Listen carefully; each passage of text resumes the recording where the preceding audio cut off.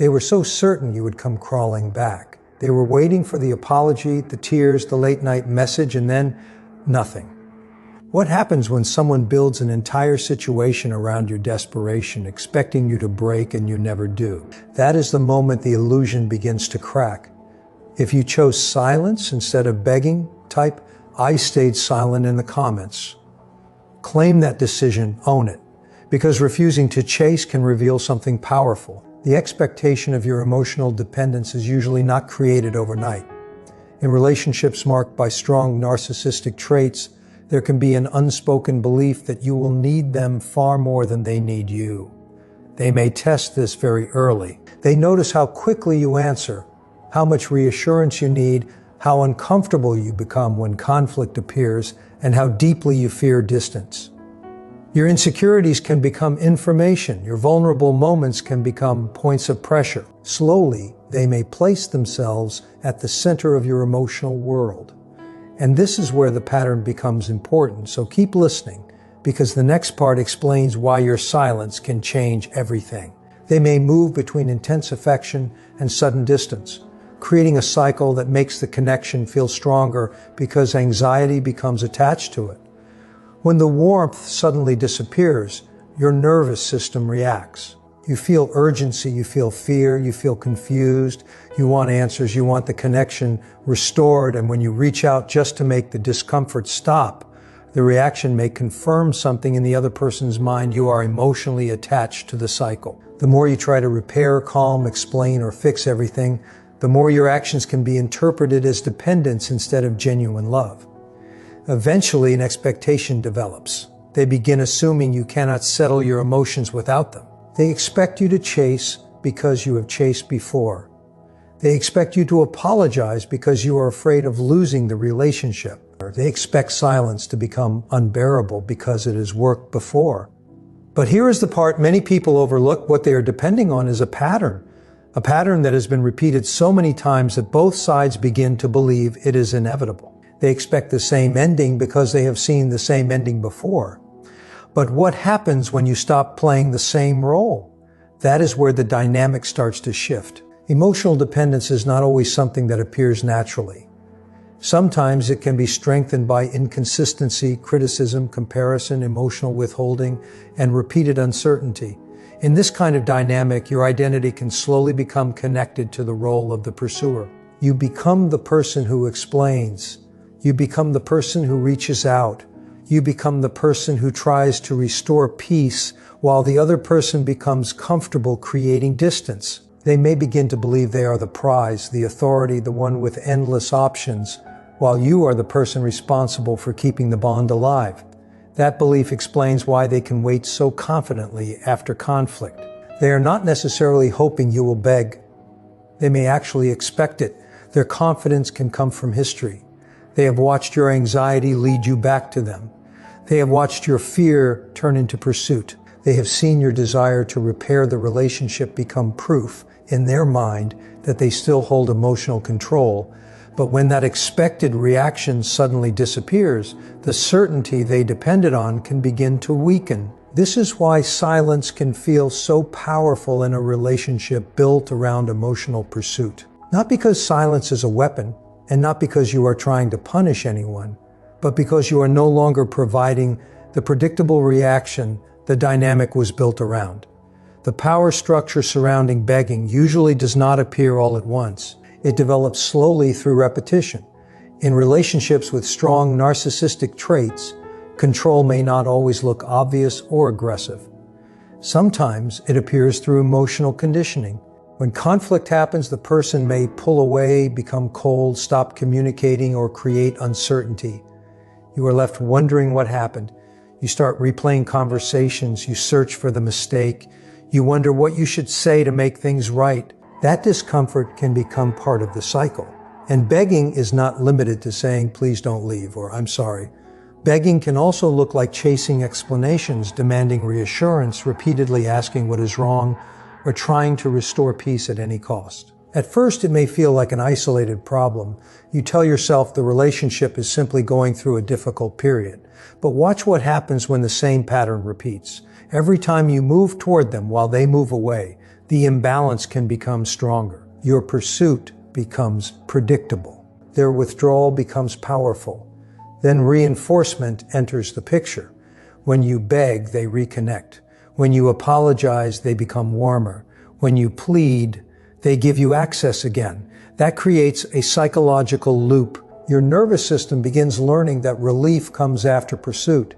Their ego may learn that distance increases their importance. And once that pattern becomes familiar, both sides can start responding automatically.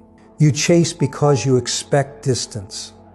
They withdraw because they expect you to chase. You become anxious. They become more certain. You try harder.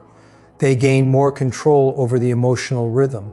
It becomes a cycle that can feel almost impossible to break because every moment of relief teaches you to repeat the behavior that brought the relief. But there is something crucial you need to understand. Breaking a pattern does not require a dramatic confrontation.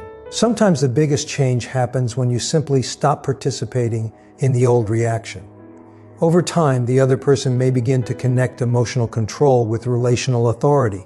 They may learn that creating tension gets a response. They may discover that becoming distant makes you more attentive.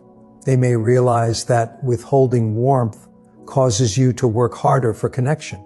And if the same result happens repeatedly, there is little reason for the pattern to change. You return, you explain, you justify, you apologize, you try harder. So they may begin escalating the tension because the reward continues to arrive. But imagine what happens when the reward disappears. Imagine the silence continues. Imagine you do not send the message they expected. You do not write the long explanation. You do not beg for another chance. You do not rush to repair something you did not break. Suddenly, the old formula does not produce the old result. This is the part that can completely change the emotional dynamic. Not because you have gained control over another person, but because you have finally regained control over your own response. And that distinction matters more than you may realize. When you stop chasing, you also create space to hear yourself again. You can begin noticing how much of your behavior was driven by fear rather than peace. You can ask yourself whether you were fighting for love or simply trying to escape the anxiety created by distance. You can recognize that constantly repairing the relationship does not automatically mean the relationship is healthy. Sometimes you were not maintaining connection. You were maintaining a cycle. And once you see that difference, your perspective can change quickly. You may realize that the person was not necessarily expecting you because they deeply understood your heart. They were expecting a familiar reaction. They were waiting for the version of you who always returned, always explained, always softened, always took responsibility for restoring the connection, but that version of you may no longer be available. You are beginning to understand that peace does not require you to chase someone who deliberately creates confusion. Stay with this because this realization is often where emotional freedom begins. The silence can become uncomfortable because the old dynamic has lost its usual rhythm. There is no immediate apology, no emotional message, no desperate attempt to reconnect, no long paragraph explaining your feelings, no frantic effort to prove your value. Instead, there is stillness. And stillness can expose what noise was hiding. Without your constant reaction, the other person may have to sit with their own behavior instead of watching you react to it. They may wonder why you are not responding the way you once did. They may question whether they still have the same influence. They may test the door again, sometimes indirectly, sometimes through a casual message, sometimes through a sudden display of warmth. But this is where your awareness matters. A return does not automatically mean a transformation. Contact does not automatically mean accountability. An apology does not automatically mean changed behavior. Look at patterns, not moments. Look at consistency, not intensity. Because someone can miss your attention without being ready to treat you differently. That is an important distinction, and missing it can pull you right back into the same cycle. The greatest shift happens when you stop measuring your worth by whether they come back. You no longer need their message to prove that you mattered. You no longer need their apology to validate what happened. You no longer need their attention to confirm that you were valuable. Your silence is not about making them suffer. It is about refusing to abandon yourself just to keep another person comfortable. You are allowed to step away from conversations that repeatedly leave you confused. You are allowed to stop explaining yourself to someone committed to misunderstanding you. You are allowed to let distance remain distance when chasing has only created more pain. And if they were certain you would return, your decision not to return can challenge the story they created about you. Not because you defeated them, but because you changed yourself. You changed the part of the pattern you could control. You stopped responding from panic. You started responding from awareness. And that is where real power begins. If this message is speaking directly to your experience, remember this: you do not have to beg for a place in someone's life. You do not have to chase basic respect. You do not have to prove that you deserve consistency. The moment you stop participating in the cycle, you begin discovering how much energy the cycle was consuming. You start thinking more clearly. You notice your own needs again. You remember what calm feels like. You recognize that love should not require you to constantly audition for security. You understand that healthy connection leaves room for honesty, boundaries, repair, and mutual responsibility. It does not depend on one person becoming increasingly desperate while the other becomes increasingly powerful. So if they were waiting for your tears, they may be surprised by your peace. If they were waiting for your apology, they may encounter your boundaries. If they were waiting for another long message, they may receive nothing. And that nothing can say more than 1,000 explanations ever could. Not because silence magically changes another person, but because your silence can reveal that you are no longer willing to participate in the same emotional exchange. You are not crawling back, you are not begging, you are not chasing, you are choosing yourself. And sometimes that is the moment the entire illusion finally begins to fall apart. Begging becomes proof of their importance. It reassures them that they still hold the upper hand. The relationship slowly changes from mutual connection into a hierarchy, where one person creates instability while the other works to restore peace. This pattern can also protect a fragile sense of self. If you are the one pleading, they never have to face their own vulnerability. They never have to risk hearing no. Your desperation can protect them from feelings of insecurity and rejection. That is why they may appear so confident during emotional standoffs. They are not simply waiting to discover what will happen. They believe they already know the ending. In their mind, you will eventually move first. You will soften first.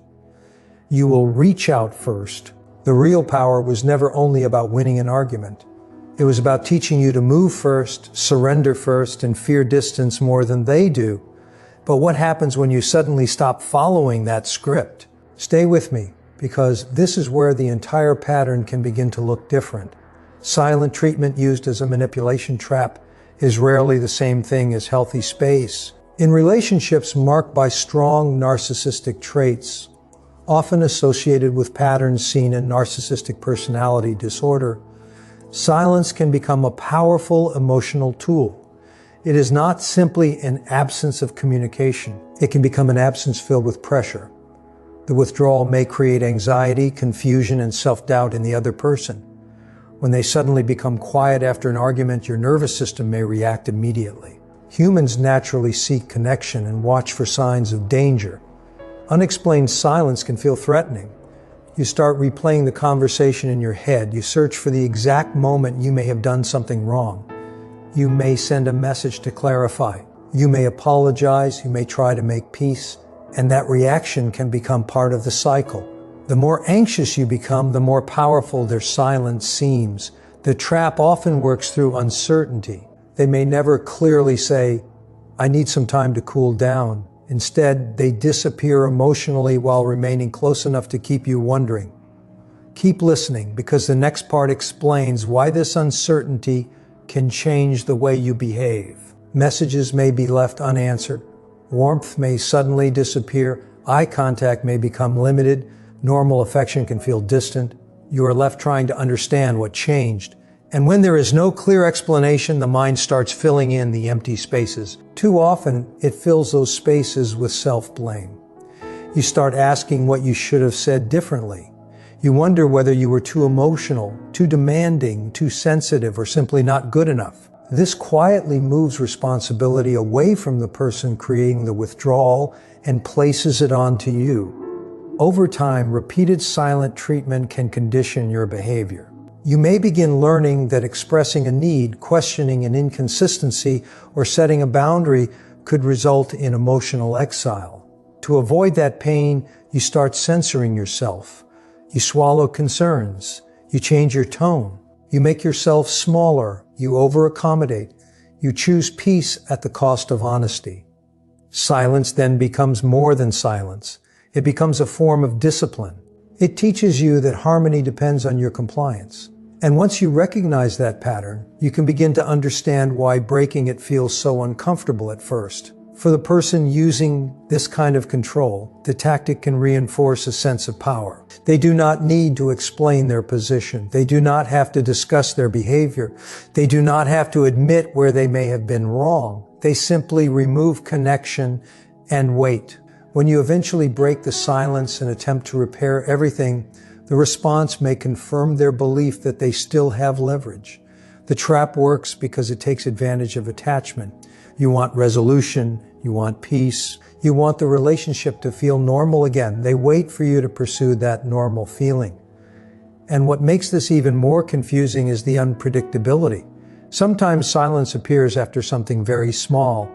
Other times, serious problems are ignored completely. You never know which version you are going to receive. That inconsistency can intensify anxiety and make the conditioning even stronger. Eventually, the fear of being ignored may become greater than your desire to be understood. Think about that for a moment. You may stop asking for what you need simply because you are afraid of what their silence will cost you. And that is how dominance can continue without a single loud confrontation. Now consider what happens when you stop chasing. For someone whose emotional stability depends heavily on narcissistic defenses, often described within patterns associated with narcissistic personality disorder, your lack of pursuit can feel deeply destabilizing. Their sense of self may appear strong from the outside, but it can depend heavily on external reactions. Admiration matters, attention matters, reassurance matters, pursuit matters. Even conflict can matter because it proves they still have an emotional impact on you. All of these reactions can communicate the same message: I still matter to you. But when you stop chasing, that message disappears. At first, they may assume your silence is temporary. They may think you are simply being stubborn or waiting for the right opportunity to contact them. Their confidence is built on what happened before. If you always reached out in the past, why would this time be different? They expect the old pattern to return. But then the hours pass, the days pass, and you remain still. The expected validation never arrives. This is where something inside the dynamic begins to change. The emotional mirror they depended on to reflect their importance suddenly becomes quiet. That can create what is often described as an ego injury. It is more than ordinary disappointment. For someone who depends heavily on external validation, the absence of your pursuit can challenge their sense of significance. If you are not desperately trying to regain their attention, what does that say about their importance? If you are not apologizing simply to restore contact, were they really as powerful as they believe? If you are no longer scrambling to fix everything, can they still tell themselves that they control the relationship? Your non-reaction creates uncertainty. And uncertainty can be extremely uncomfortable for someone who is used to feeling in control. They may become irritated, they may become restless, they may suddenly feel a strong need to get a reaction from you. Some may increase criticism or make accusations designed to pull you back into an emotional exchange. Others may suddenly become charming, friendly, or casual, acting as though nothing ever happened. Different behavior, same goal. Restore the emotional balance they were used to having. Stay with this because the reaction to your silence can reveal more than their words ever did. Ego injury can also trigger intense defensiveness. Instead of looking honestly at what happened, they may rewrite the story in a way that protects their self-image. They may say they never cared. They may claim they were already planning to leave. They may suddenly insist that you were always the problem. The story can change because protecting the grand image becomes more urgent than understanding reality. Your refusal to chase can expose something uncomfortable beneath that image. They may have believed they were indispensable, but your silence demonstrates that you can exist without constantly seeking their approval. And what can disturb them most is not always anger. It may be indifference. When you stop competing, stop defending every accusation, and stop pleading for recognition, you remove the emotional energy that helped support the inflated picture of their importance. Without your reaction, they may be forced to face a reality they have worked hard to avoid. They are not as powerful as they imagine. They are not automatically the center of your world. They cannot control every emotional response you have. That realization can be deeply uncomfortable. And the collapse of that control story may happen quietly, long before anyone else notices it. In relationships shaped by strong narcissistic traits, often associated with patterns described in narcissistic personality disorder, there can be a carefully built internal belief, I control the emotional temperature of this relationship. I decide when there is closeness. I decide when there is distance. I decide when there is tension. I decide when there is relief. That belief can become a psychological anchor. Over time, they may create a story about you as someone who is predictable. If they withdraw, you pursue. If they criticize, you defend yourself. If they threaten to leave, you panic. Every repeated interaction strengthens the idea that they hold the upper hand. And that story can protect them from vulnerability because it makes them feel that outcomes are always manageable. They are not the one at risk. You are. They believe they can create distance without losing you because you have repeatedly closed that distance for them. But the moment you stop responding in the expected way, the internal script begins to break. They create distance, but you do not rush to close it. They wait, but you remain calm. They expect an apology, but you do not send one simply to end the discomfort. There is no emotional scrambling. The sequence they trusted no longer works. And this is where your silence becomes meaningful, not as a punishment, not as a game, and not as a way to control another person, but as a decision to stop abandoning yourself. You are no longer allowing anxiety to decide your next move. You are no longer treating every period of distance as an emergency. You are giving yourself enough space to ask a different question. Is this relationship actually giving me peace? Or have I simply become addicted to the relief that comes after the tension? That question can change everything, because once you recognize the cycle, you stop confusing intensity with love. You stop believing that every withdrawal requires pursuit. You stop thinking that every accusation requires a defense. You start seeing that healthy relationships can survive honest conversations and reasonable boundaries. They do not require one person to become increasingly anxious while the other gains increasing control.